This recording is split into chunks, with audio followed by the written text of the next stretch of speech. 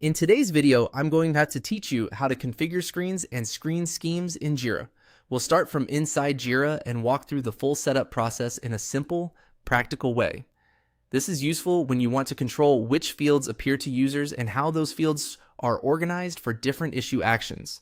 First, go to the top right corner of Jira and click the settings icon. From there, open Work Items.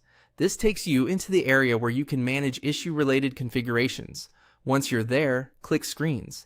This is where Jira lets you create and manage the layouts that determine which fields appear on an issue screen. Next, click Add Screen. You'll be prompted to enter a name for the new screen. Choose a clear name that helps you recognize its purpose later, especially if you plan to create multiple screens for different workflows or issue types. Then enter a description. The description is optional in many cases, but it's a good habit because it makes your configuration easier to understand for anyone managing the project later. After that, click Add to create the screen.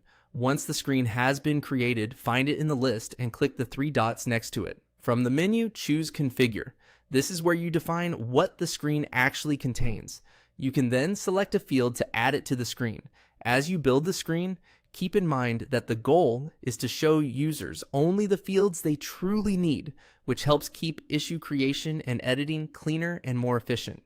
After adding fields, you can drag and drop them to arrange the order.